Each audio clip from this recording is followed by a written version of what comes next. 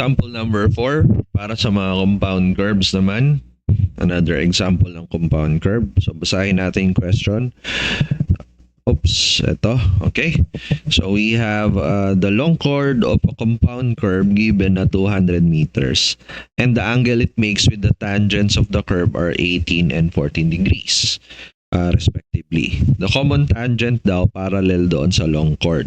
And we have to determine the radius ng first curve, radius ng second curve, at saka total length ng curve natin. So, pag mag-answer tayo ng mga ganitong problems, it's always helpful to first draw a figure. So, yun muna yung gagawin ko dito.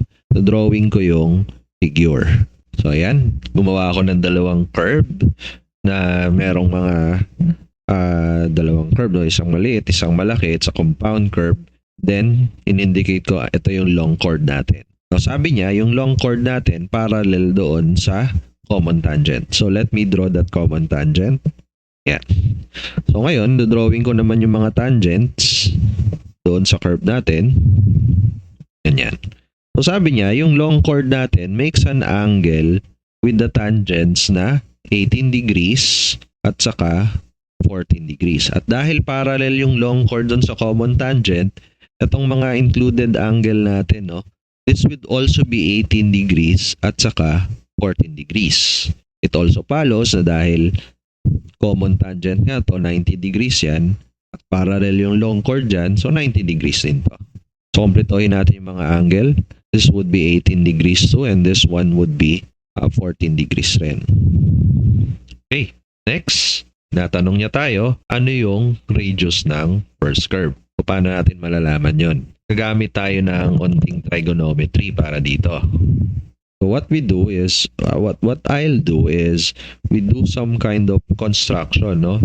Ibabisect ko tong curve na to hanggang dito. Okay?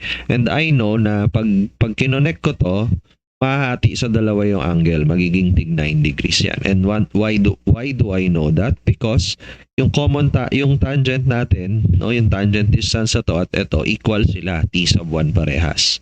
So this should be an isosceles triangle. At kung isosceles triangle siya, kailangan equal tong sides na to. Okay? So alam ko, magiging 9 degrees to and 9 degrees din to. Kasi kung 18 to, this would be 180 minus 18 and then yung matitira, 18 divided by 2. So anyway, ganun din sa kabilang side. Pag hinati ko to, magiging 7 degrees to, 7 degrees din doon sa taas na part. Okay. Now let's label this part of the long chord as x. Siyempre yung kabila, 200 minus x. Okay?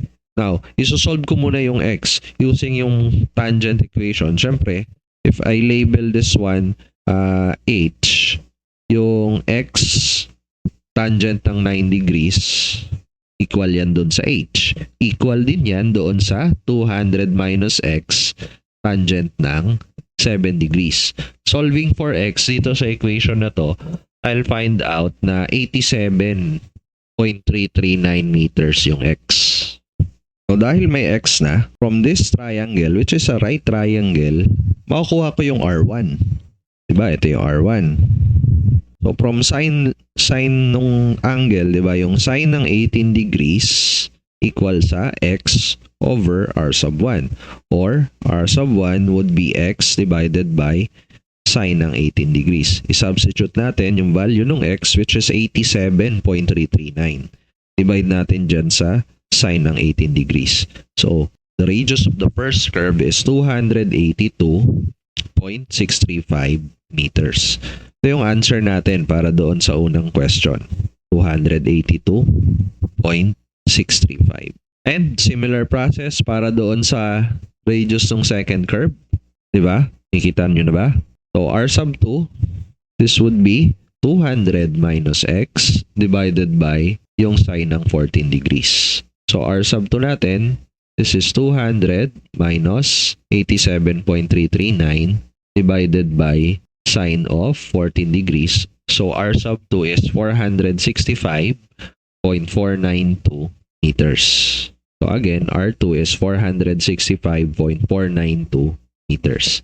And lastly, yung total length ng curve. Since meron ka ng radius at alam mo naman yung mga internal angle, makuha natin yung total length ng curve. So total length ng curve, this would be yung R1 times yung kanyang included angle na 18, i-convert sa radians. Plus yung R2, 465.492 times yung included angle niya na 14. Again, convert sa radians. So ngayon, alam na natin na yung length ng curve natin, that would be 202.534 meters. So length of curve is 202.534. So yan yung mga sagot natin para dito sa example number 4, compound curves. Like mo yung video kung ayos. Pag hindi, pag mo i-dislike, leave ka ng comment kung bakit, ha? Sige na, subscribe.